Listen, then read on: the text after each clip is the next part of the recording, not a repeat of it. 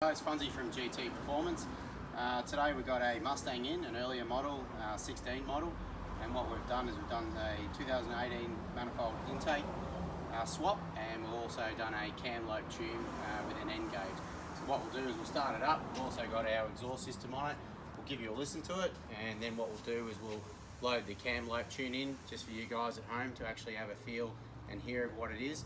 So it is actually changing the cam timing, so it is like a real cam effect. You're not just doing it through fueling and ignition, you're actually changing the cam phasing. So we'll start this car up and see what it sounds like with the full exhaust system on it.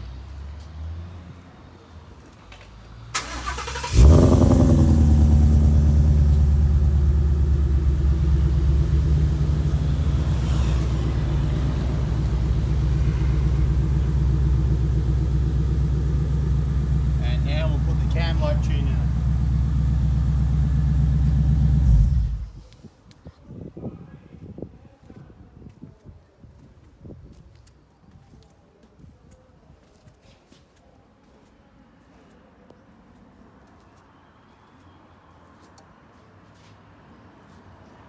So while we're loading that tune in, we're just doing it with HP tuners through the laptop. It's quicker than the N gauge.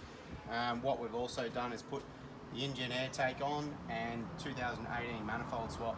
So the guys that don't know, this is a Gen 2 Coyote. Gen 3 come out with a different manifold. The manifold had different variable flaps for low down torque and a bigger plenum volume, I think by 0.52 of a litre.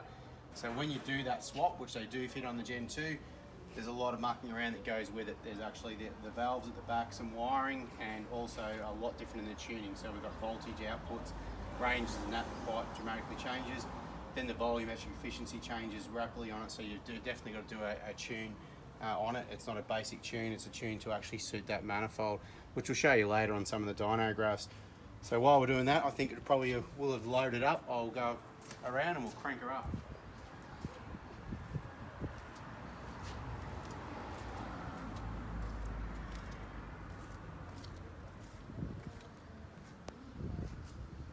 We've still got about 10 seconds to go, so once we start it up too, it'll take a while to meet all its conditions, so it's got to meet temperature conditions and other host of conditions for it to comes in.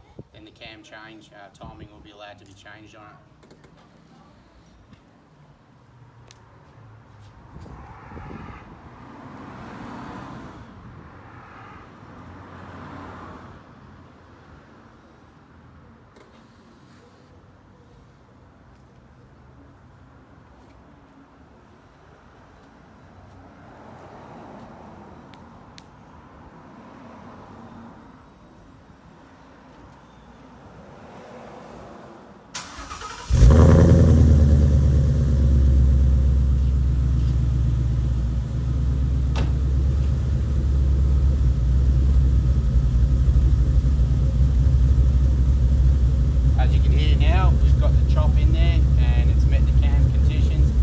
Basically now the cam timing is changing, so you're getting the overlap effect for that camshaft sound.